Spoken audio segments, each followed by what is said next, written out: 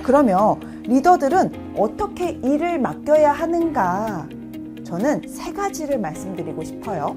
첫 번째, 맡길 업무에 대해서 명확하게 하는 거고요. 두 번째로는 기대와 사실을 구분하는 거. 그리고 세 번째 같은 경우에는 업무 종료 후에는 꼭 피드백을 하자입니다.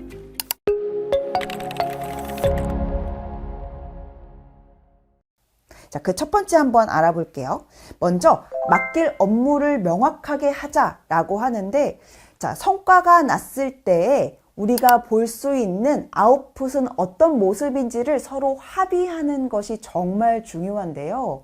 자, 예를 들어 이런 경우죠. 최종 결과물을 합의해야 되는데, 자동차 계약을 최종 목표로 하는 사람이 있고요. 자동차 계약한 후에 재방문을 목표로 합의하는 사람이 있어요. 자동차 계약을 하고 목표를 주는 사람과, 그리고 자동차 계약 후에 다시 한번 재방문하도록 만드는 사람들의 그 밑에 자동차 딜러들의 행동들은 달라질 수 있겠죠. 자동차 계약을 최종 목표로 하게 되면요, 세일즈 토크에 집중해요. 그런데 자동차를 바꿀 때 재방문하는 것을 목표로 하게 되면은 계속 사후 관리를 하게 되는 거죠. 내가 최종 아웃풋을 무엇으로 볼 것인가에 따라서 내 구성원의 행동들이 달라질 수 있겠죠? 또 이런 경우도 있어요. 화장실을 청소를 하는 사람인데 고객의 클레임이 들어온 거예요. 자, 그러면 우리 화장실 청소 깨끗하게 하자 하고 구성원들하고 이야기를 할 때 어떤 리더들은요, 화장실 청소를 하루에 3번만 하자. 2번 하던 걸 3번으로 늘린 거예요. 또 어떤 사람들은요, 화장실의 청결도를 유지하는 것을 목표로 이야기합니다. 청결도라고 하는 것은 타일에 이물질이 없어야 하고 항상 화장지가 배치가 되어 있어야 하고 화장실의 만족도가 9점 이상이 되어야 한다. 이 청결도에 대해서 구성원과 합의를 하게 되는 것이죠.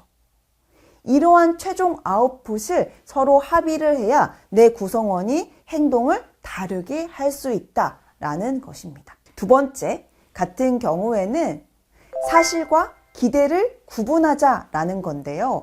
많은 리더분들이 구성원들에게 일을 줄 때 이렇게 이야기해요. 야, 너라면 할 수 있어. 이번이 성장의 기회야. 라고 이야기를 해요.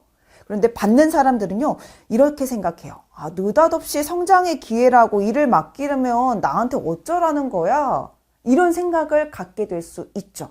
그래서 기대를 이야기해 주는 것도 정말 중요한데요. 그 기대에 사실도 말씀해 주시면 돼요. 그 사실은 정보를 좀 주셔야 되는데 어떤 정보를 주셔야 하냐. 첫 번째, 구성원이 이 일을 해야 하는 이유, 내가 너를 선택한 이유에 대해서 설명해 주셔야 돼요.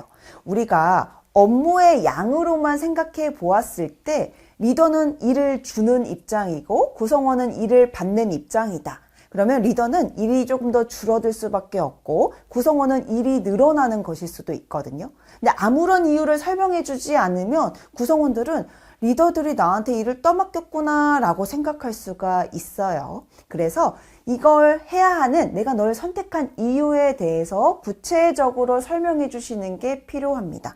예를 들어서 일을 한 지가 한 3년 정도가 지났으니까 좀 도전적인 일을 한번 해보면 좋을 것 같아서, 또는 어떤 매니저가 부서를 이동했기 때문에 네가 이 자리를 좀 채워줬으면 좋겠어 라고 이야기해 주시는 거예요. 그런데 여기서 꼭 이야기해 주셨으면 하는 것이 뭐냐면 업무의 중요성이에요.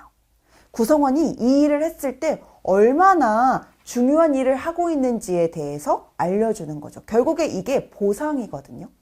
돈으로 주는 그런 외적 보상이 아니라 내가 하고 있는 이 일이 우리 동료나 아니면 우리 회사에 도움이 된다라고 생각하면 내적 동기가 올라오는 거거든요. 선택한 이유에 대해서도 말씀을 해주시고 업무가 왜 얼마나 중요한지에 대해서도 이야기해 주시면 좋아요.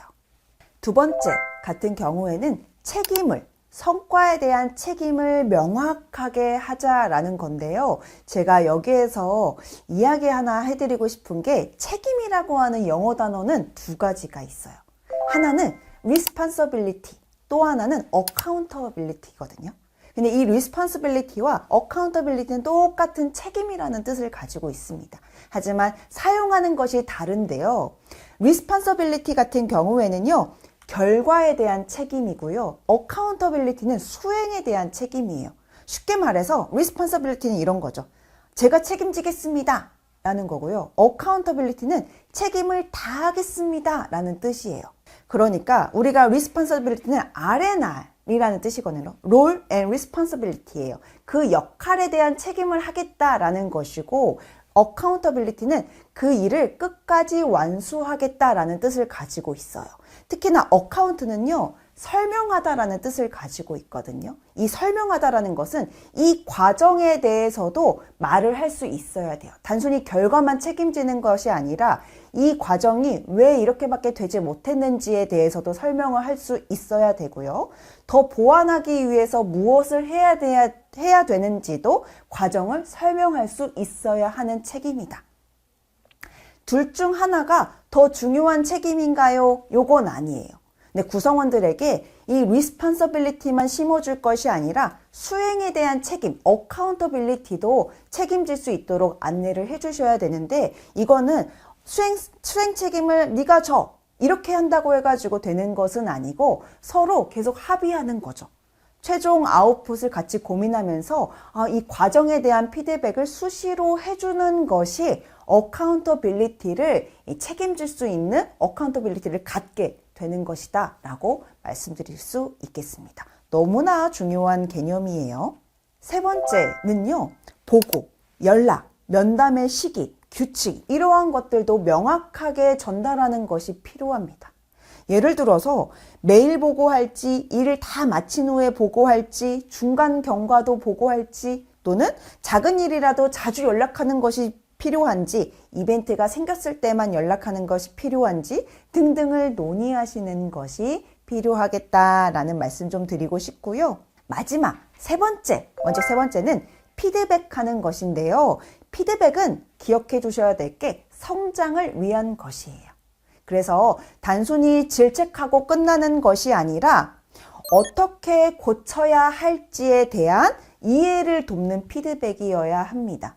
그래서 과정을 설명 한번 해봐라 라고 질문을 할 수도 있고요. 그 대안을 함께 찾을 수도 있고요. 방법을 제안해 줄 수도 있어야 됩니다. 다시 한번 강조드리지만 이 피드백이라고 하는 것은 질책하는 것이 아니라 성장을 위한 것이어야 한다라는 말씀 드리고 싶고요.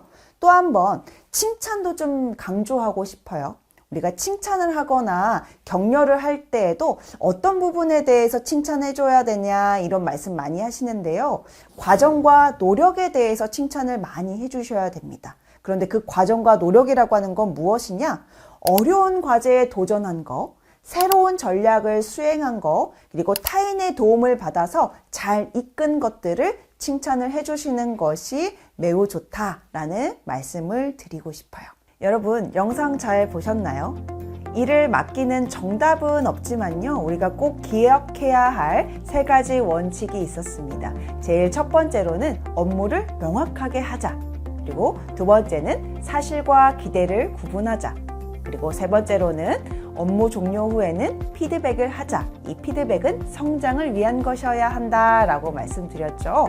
꼭 기억해 두시길 바랍니다. 오늘의 영상 콘텐츠는 여기에서 마무리할게요. 안녕!